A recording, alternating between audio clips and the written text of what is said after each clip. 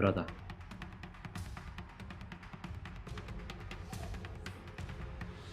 ኤፍራታ አቤት መድብልን እንድታሰናብሽ ፈልጋለሁ ምን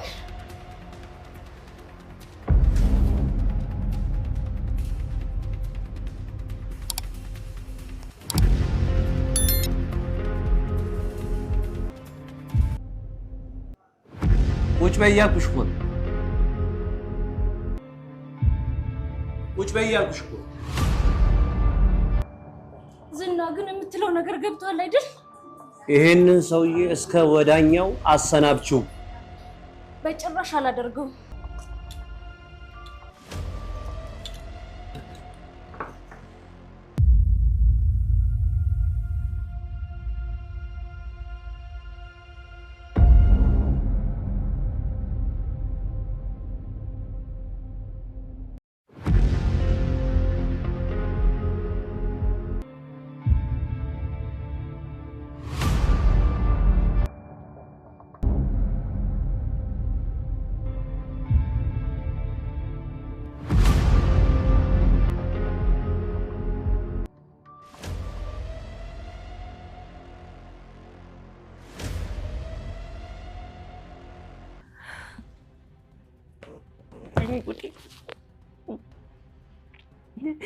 ወይኔ ቀሽ ምን ውስጥ ነው ያለው?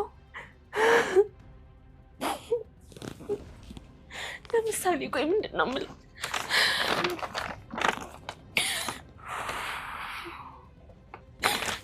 መድብል እባክህ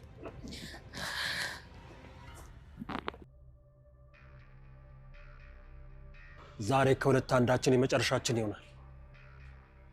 እመነኝ ዛሬ የመጨረሻ ነው።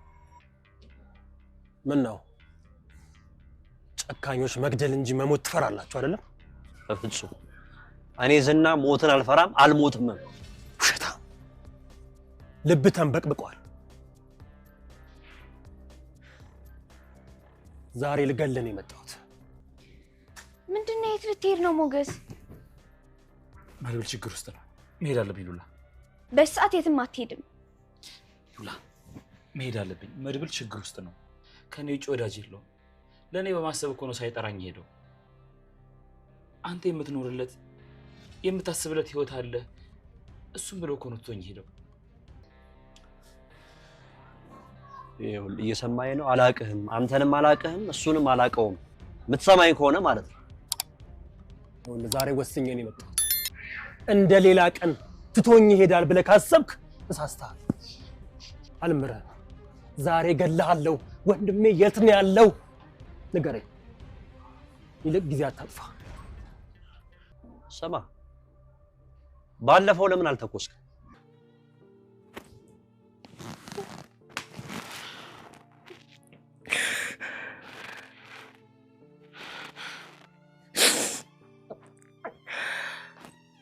እንዴ? ቆይ እነዚህ ሰዎች እነማን ናቸው? ቡራ ምንድን ነው ያደረጉት? እኔ ጋሽን ገለውታል አይደል? አረ ቅድስት በኪድዬ እንደዚህ አትበይ። ተይ ቡራ ምንም አይሆንም እንዴ። እኔን ግን ያው የለመደኝ ስለመጣ በቃ ፍቅር ያዘው ነው። አረ አታስቂ። ምን ያስቅሻል? እንዲህ ስትዘፍኝለት እኮ ተንበርክኮ አግቢኝ ብሎ ቀለበት ያሰረልሽ ነው የምትመስለው። ይኸውልሽ ኤፍራታ፣ ዝናን በፍቅር እያሸነፍኩት ነው። በሱ ደግሞ በጣም እርግጠኛ ነኝ። ያው በእጄ ለማስገባትም ትንሽ ጊዜ ብቻ ነው የቀረኝ። ተሳክቶልኝ ደግሞ በእጄ አስገባሁትለት። እኔ ብቻ ሳልሆን ላንቺም ነው ቀድሜ ይወጣልሽ። ስማኝ ሞገስ፣ ይኸውልሽ ቅድስት፣ መድብልን ማግኘት አለብን። ችግር ውስጥ ነው ያለው። ችግር? የምን ችግር? ዝና ጋር እየሄደ ነበር። የሆነ የስንብት የሚመስል ቃል ነው የተናገረው። ከዛ ስልኩን ዘጋ። ሰላም ሰላም የቻናል ቤተሰቦች በእያላችሁበት የዓለም ዳርቻ ሰላማችሁ ብዙ ትርፍርፍ ይበልኝ። እንደምን አላችሁ? እንደምን ቆያችሁልኝ? እነሆ ዛሬ በክፍል 87 ተመልሼ መጥቻለሁ። አብራችሁን ቆዩ። ታዲያ እዚህ ፕሮግራም ላይ አብራችሁ ስትቆዩ ቻናሉን ሳብስክራይብ፣ ላይክ፣ ሼር ማድረጋችሁ በፍጹም እንዳይረሳ። ሰሞኑን ቻናል ቪዲዮ እየታየ አይደለም። ላይክ፣ ሼር ማድረጋችሁን ያው እንግዲህ ከእናንተ እንጠብቃለን። የእናንተ ላይክ ለኛ ይጠቅመናልና ይህን ቪዲዮ ላይክ አድርጋችሁ ጀምሩ ለማለት እንወዳለን። በተረፈ እንግዲህ ዛሬ እንደኔ ተናደዳችሁ ካላችሁ እሱንም በላይክ ግለጹልኝ። በጣም ተናድጃለሁኝ።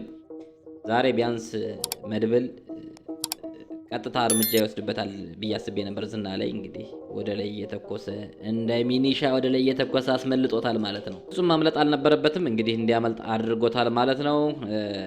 ማምለጥ አልነበረበትም እንግዲህ ሞገስም ተስፋ አድርጎ ነበር ዛሬ እርምጃ ይወስዳል፣ ዝናን ከተገላገልነ እኔና አንቺም ነፃነትን እናገኛለን እያላት ነበር።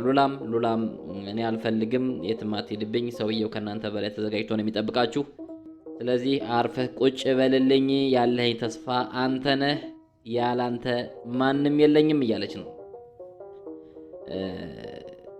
ዳጣ መግጠም አለባቸው እያለች ነው እንግዲህ እምቢ ብሏት ሄዶ ነበረ። ሞገስም ለዳጣ ስትደውልላት ወንድ ናቸው መግጠም አለባቸው፣ ወንድ ልጅ ፈርቶ አይሞትም እያለች እያጽናናቻት ነው። እንግዲህ ሞጌም መድብል ከሌለ እኔም ተስፋ የለኝም፣ ጸጸቱ ይገለኛል፣ እሄድለታለሁ ብሎ ሄዷል ማለት ነው።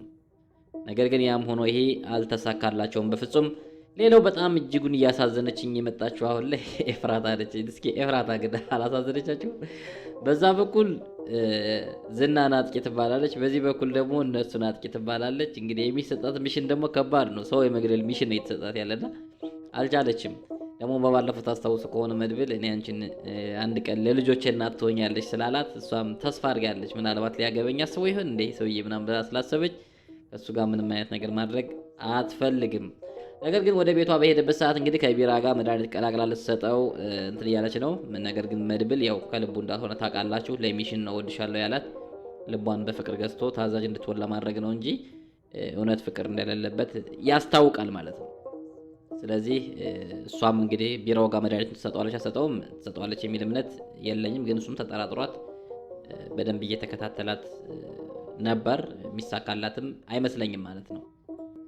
ሌላው ወይዘሮ ማህሌት ዛሬም እንግዲህ የገንዘብ ነገር ነው ድፍት የሚያደርጋት። ያው ከዝና እግር ስር እየተንኳተተች ነው። ዝናን በፍቅር አጥምጄዋለሁ፣ ቀስ በቀስ ወደ እኔ እየመጣ ነው፣ ስለዚህ ዝናን ወደ እኔ ላደርገው እችላለሁ እያለች እየፎከረች ነው። አይሳካልሽም፣ አርፈሽ ተቀመጪ እያለቻት ነው እንግዲህ ኤፍራታ። ይሳካላታል አይሳካላትም አብረን የምናየው ይሆናል። ቅድስትም እንግዲህ አንድ ወረቀት አግኝታለች። ይህን ወረቀትም ደግሞ የጻፈው ራሱ ብሩክ ነው ጽፎ ያስቀመጠው። ልጄን አሳክም ያለሁኝ በነዛ ጨካኞች ሀብት ልጄን አሳክም ያለሁ፣ ነገር ግን አሁን የፈለጋቸውን እርምጃ ቢወስዱም ጉዳይ አይደለም የሚል ነገር አስቀምጦ ሄዷል። ስለዚህ ይሄንን ከጻፈ እንደሚገሉ ታውቋል ወይም ሞቷል ብላ አስባለች። እንግዲህ ቤት ውስጥ ሆና እየተነፋረቀች ነው። ዳጣም በሷ ላይ ሙድ እየያዘችባት ነው። እኛ ሳናውቅ ተጋብታችሁ ነበር እንዴ? ለእሶሽ የዛ ነው የሚመስለው እያለች ሙድ እየያዘችባት ነው። ያስለቅሳል። ብሩክን የመሰለ ልጅ ካላስለቀሰ ታዲያ ለማን ይለቀሳል? ጎበዝ እንዴ! በፍቅሩም ጠብ ብላበታለች እኮ። ምን ሆናችኋል እንዴ? አንሶላ መጋፈፍ ብቻ ነው የቀራቸው። እኔ የሚያበሳጨኝ እሱ ብቻ ነው፣ አንሶላ ሳይጋፈፉ መለያየታቸው። ምናለ ቅድስትም ይቆጫት አሁን ያለ ምናለ ሰጥቸው ቢሆን በክብር በወግ ብዬ ተግደርድሬ ከማስቀይመው ያለች ውስጧ እየተቆጨ ነው ማለት ነው። ብሩክ እንግዲህ በሰላም ወደ ቤት ይመለሳል አይመለስም በተስፋ የምንጠብቀው ነገር ይሆናል። የመድብል ድፍረት ግን እኔ በጣም ወድጄዋለሁኝ። እሱን ድፍረቱን ራሱ ጠላቱም ዝናም ወዶታል ማለት ነው። እንግዲህ ጠላት ባይሆን ኑሮ አብሮን መስራት ነበረበት ይሄ ሰው እያለ ነው። ባይዘዋይ ዝና እነዚህ ትልልቅ ባለሀብቶች ጋር ትክክለኛ ግንኙነት እንዳለው ይታወቃል።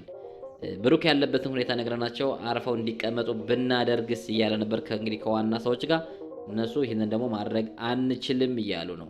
ምናልባት ብሩክ በህይወት አለ ብዬ ተስፋ አደርጋለሁኝ። ምክንያቱም ባይኖር ያለበትን ቦታ ሊነግሯቸው ፈቃደኛ አይሆኑም ብዬ ነው የማስበው። ከገደሉትም ገለነዋል ብለው ቢሉም አርፈው መቀመጥ ይችላሉ ማለት ነው። ስለዚህ ለብሩክ መታገት ዝናጁ አለበት ማለት ነው። ስለዚህ ነካ እያደረጋችሁ ከምትተው መድብልና ሞገስ ሁለታችሁ በደንብ ኃይላችሁን ተጠቅማችሁ ዝናን በቁጥጥር ስር ማዋል እንዳለባችሁ ይሰማኛል። ምክንያቱም ምንድነው የተልፈሰፈሰ ነገር አደረጋችሁት። በየቀኑ ታገኙታላችሁ። ምን ዳይኖሰር ነው እንዴ? አንተ ሽጉጥ ወደ ላይ ከምትተኩስ ፊት ለፊት ግንባሩን ብላ አትገላግለውም እንዴ? ምን አይነት ስራ ነው እየሰራችሁ ያላችሁ? ስለዚህ ወንድ ልጅ ምሰሉ፣ ደመላሽ መሆን መቻል አለባችሁ። እንደዚህ አንተን የመሰለ ወንድም እያለ እንዴት ብሩክን የመሰለ ወንድም በሰው ታግቶ እስከዛሬ ይቀመጣል?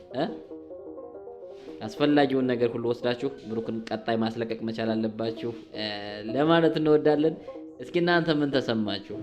አብዛኞቻችሁ ግን ባይዛይ ብሩክን እየረሳችሁት ነው ብዬ ተስፋ አደርጋለሁ። በፊት ላይ ብሩክ መመለስ አለበት የሚል ኮመንት ይበዛ ነበር። አሁን ላይ ግን መድብልን እንደ ብሩክ ቆጥራችሁ ብሩክን ረስታችኋልና ተው ውለታ ቢስ አትሁኑ። ብሩክ ብዙ ነገር አዝናንቶናል። ብሩክ ብዙ ነገሮችን ትኩረት እንዲስቡ አድርጓል። ብሩክ መመለስ አለበት የሚለው ነገር አሁንም መፋፋም መቻል አለበት። ብሩክ በቀጣይ ክፍል የማይመለስ ከሆነ እንዲያውም ሰልፍ ልንወጣ እንችላለን፣ ልናስተባብር እንችላለን ለማለት ነው። እንግዲህ በዛሬ ቪዲዮ ዘና ፈታ ብላችሁበታል ብዬ ተስፋ አደርጋለሁ። በቀጣይ እንግዲህ ወንድ ልጅ ቆረጠ የሚለውን አሞታቸው መረር አድርገው ዝና ላይ እርምጃ በመውሰድ ብሩክ ያለበትን ቦታ ያውቃሉ ብለን ተስፋ እናደርጋለን። ቀጣይ በሌላ ፕሮግራም እንገናኛለን። እስከዛው ድረስ በያላችሁበት የዓለም ዳርቻ ሰላማችሁ እንዲበዛ ተመኘሁ። ሰላም